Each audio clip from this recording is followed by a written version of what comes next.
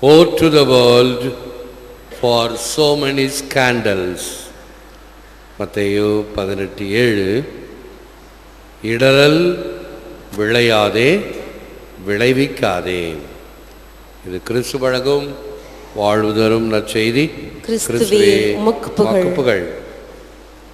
இயேசுவில் அன்பார்ந்த சகோதர சகோதரிகளே, அன்பார்ந்த தொலைக்காட்சி விசுவாசிகளே, Jesus wants to restore to women her dignity, to the child home, to the family its sanctity. இயேசு பெண்களுக்கு மாண்பையும் குழந்தைகளுக்கு அகம், வீடு அல்லது எங்கே சார்ந்து இருக்கிறோமோ அந்த சேஃப்டி, நான் இங்கு இருந்தால் எனக்கு பயமில்லை என்கிற வகையில். ஆகவே தான் அந்த சின்ன பிள்ளைங்கள்லாம் எங்கேயாவது வெளியில் கூட்டிகிட்டு போனோம்னா கொஞ்ச நேரத்தில் வீட்டுக்கு போகலாம் என்று தொந்தரவு செய்வார்கள். வீடு என்பது அவர்களுக்கு ஒரு பாதுகாப்பான இடம். அதை இயேசு தருகிறார். To the women her dignity, பெண்களுக்கு மாண்பு, குழந்தைகளுக்கு இந்த பாதுகாப்பு. To the family it's sanctity, குடும்பங்களுக்கு அந்த புனிதமான தன்மை.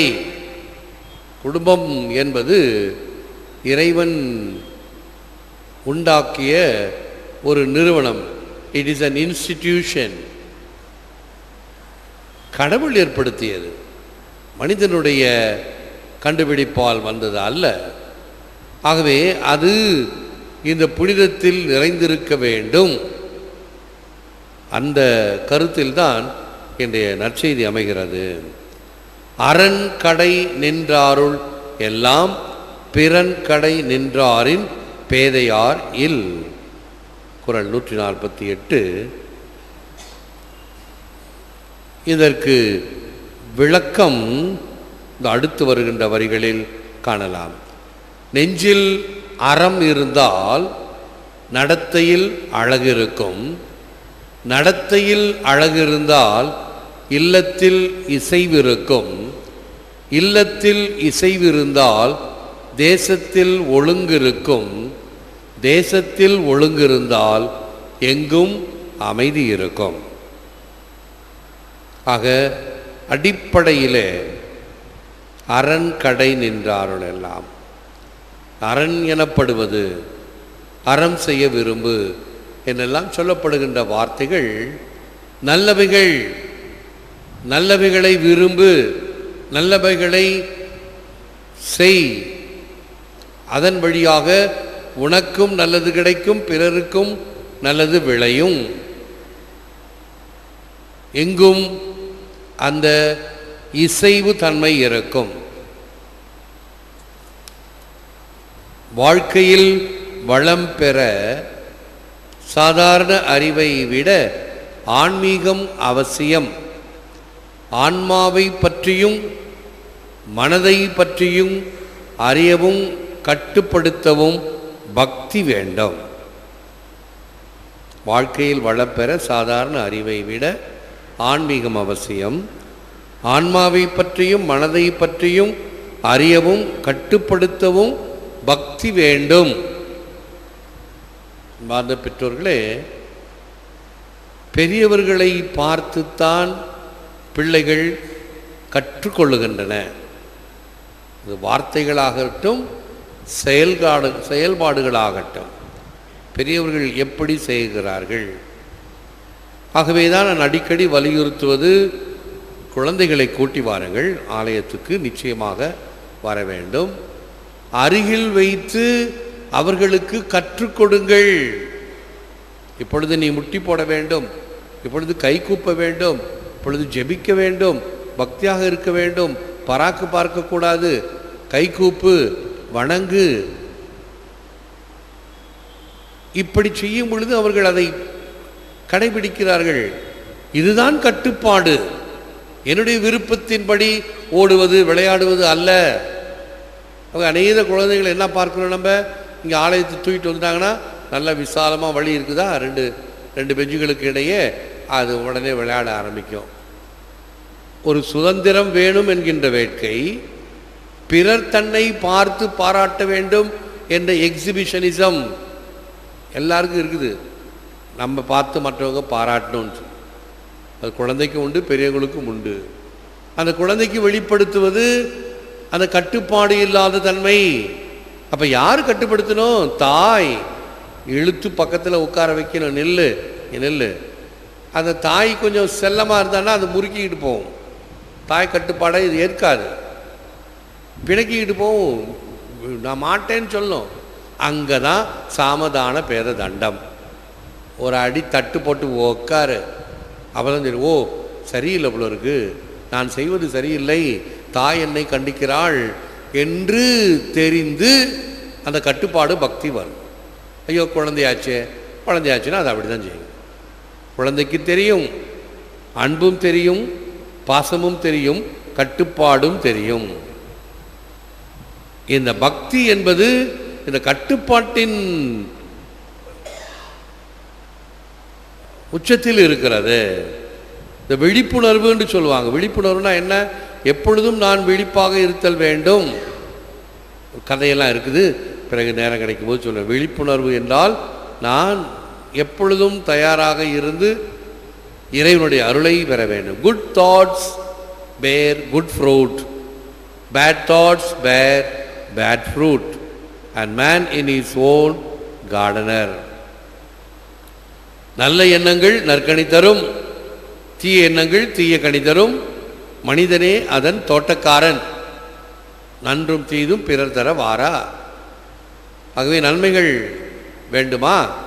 அதை நான் விரும்ப வேண்டும், விளைவிக்க வேண்டும்.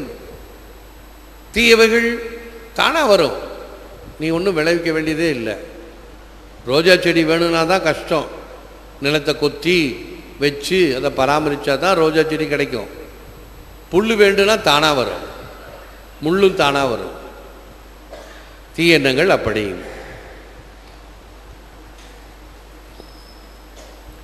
எனவே இன்றைய நற்செய்தியானது மனிதனுடைய உள்ளத்தின் மாச்சரியம் எப்படிப்பட்டது, எப்படிப்பட்ட அடிப்படையிலே அவனுடைய வாழ்க்கை அமைகிறது.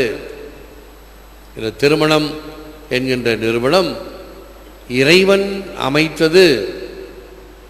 ஆகவேதான் திருமணத்தை நாம் கோவிலில் வந்து இறைவனுடைய சந்நிதியிலே செய்கிறோம். அது மட்டுமல்ல, உங்களுக்கும் சரி, தொலைக்காட்சி நேயர்களுக்கும் சரி, திருச்சபையினுடைய திருமணம் என்பது உடைபட முடியாது. இன்றைக்கும் சொல்லுகிறேன், there is no divorce in Catholic marriages. கத்தோலிக்க திருமணங்களில் மனமுறிவு என்பது கிடையாது. No divorce. ஆக எவ்வாறு இந்த கோர்ட்டு வழக்கெல்லாம் கொடுக்கிற அந்த திருமண முறிவு திருச்சபையில் இல்லை. there is separation, there is nullity. ரெண்டுக்கும் வித்தியாசம் உண்டு. டிவோர்ஸ் என்பது வேறு, நல்லிட்டி என்பது திருமணமே இல்லை என்று சொல்வது. செப்பரேஷன் என்பது முடியாத கட்டத்தில் பிரிந்திருப்பது. 24 மணி நேரமும் குடிச்சிட்டு இருக்கிறான். கோயில் கல்யாணம், எந்த விதமான தடையும் இல்லை, உணவும் இல்லை. 24 மணி நேரம் குடித்து கொண்டு மனைவியையும் பிள்ளைகளையும் நிர்பந்தித்து கொண்டு இருக்கிறான். அப்படிப்பட்ட நரகத்திலும் வாழ வேண்டும் என்ற கட்டாயம் இல்லை. செப்பரேஷன், பிரிந்து வாழலாம். ஆனால் திருமணத்தை உடைப்பது என்பது முடியாது. இப்படிப்பட்ட தன்மைகளைத்தான் திருச்சபை இந்த திருமணத்தினுடைய தயாரிப்பு, அதனுடைய மறைக்கல்வி வகுப்புகளிலே, தயாரிப்பு வகுப்புகளிலே இதனுடைய ஆழத்தை பற்றி சொல்லிக் கொடுக்கிறது. ஏனென்றால் அது இறைவன் கொடுக்கின்ற நிறுவனம், இறைவன் அமைத்து வைக்கின்ற வாழ்க்கை. அதற்கு தயாரிக்கின்றோம். ஏதோ இங்கே பார்த்தேன், அங்கே பார்த்தேன், அந்த சந்தையில் போய் பார்த்தேன், எனக்கு இந்த மாடு பிடிச்சிது, அப்படின்னு ஓடிட்டு வந்தோமா? அப்படி அல்ல திருமணம். குடும்பங்கள் ஒன்று சேர்ந்து அதை சம்மதித்து அதன் பிறகு 2 பங்கு கோவில்களிலும் அவர்களை பற்றிய அறிவிப்பு கொடுத்து அவர்களை இந்த இல்லறம் என்ற நல்லறத்தில் திருச்சபை இணைத்து வைக்கிறது. ஆகவே marriages R made in heaven என்று சொல்வதை போல இறை சன்னிதானத்தில் நடக்கப்படுகின்ற திருமணங்கள் உடைக்கப்பட முடியா. அப்படிப்பட்ட ஒரு ஆழ்ந்த கருத்துள்ள நம்முடைய திருமணங்களை பற்றிய கருத்துக்களை அவ்வப்பொழுது வருகின்ற நற்செய்தி நமக்கு தருகிறதை எடுத்து உணர்ந்து வாழ்வோம், உணர்ந்தால் இருப்போம். எல்லாம் வல்லவரே, நல்லவரே, எம்மை படைத்து பராமரித்து பாதுகாத்து வரும் நல்ல தேவனே, உம்மை போற்றுகிறோம், புகழுகிறோம், நன்றி கூறுகின்றோம், ஆராதிக்கின்றோம். தேவரீதாமே இந்த நற்கருணையிலே எமக்காக விற்றிருக்கின்றீர். உமக்கே நன்றி, துதி, தோத்திரம், புகழ், மகிமை உண்டாவதாக. நீர் இந்த திருமணத்தின் புனிதத்தை, குடும்பத்தினுடைய புனிதத்தை, அதனுடைய பாதுகாப்பை, பிள்ளைகளுக்குரிய ஒரு பாதுகாப்பை, அவர்களுக்குரிய அந்த வாஞ்சையான அன்பை தர வேண்டும் என்பதிலே நீர் மிகவும் குறியாக இருக்கின்றீர். பிறருக்கு அழுத்தம் திருத்தமாக போதித்தும் இருக்கின்றேன். உமக்கு நன்றி கூறுகின்றோம்.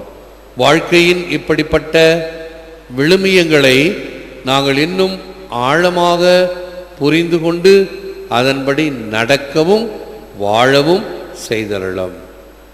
எங்கள் குடும்பங்களை ஆசீர்வதித்திருளும். பிரச்சனைகள் உண்டு, வேதனைகளும் சோதனைகளும் உண்டு.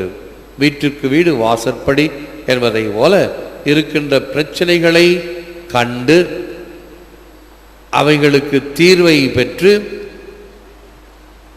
இந்த திருமண வாழ்வு, குடும்ப வாழ்வு நீர் கொடுத்தது என்கின்ற விசுவாசத்துடன் ஏற்றுக்கொள்ளுகின்ற பண்பை தாரும். குடும்பங்களை ஆசீர்வதித்திருளும். இந்த வல்லமையான ஆராதனை தொடர்ந்து நடைபெறுகின்ற திருப்பலி இவைகளை ஊடகங்களின் வழியாக பார்த்து ஜெபித்து கொண்டிருக்கிற குடும்பங்களை ஆசீர்வதியும். உம்முடைய அருள் அங்கே நிறைந்திருப்பதாக, இருள் விலகுவதாக, தீமை, தீங்கு, சாத்தானின் பல வகையான ஆக்கினைகள் அழிவதாக, ஒழிவதாக. எங்கும் உமது அருளினால் மக்கள் நலமும் வளமும் பெறுவார்களாக. ஏற்று வரமருளும் இறைவா, காக்கும் கரங்களினால். ஆமென். ஆமென்.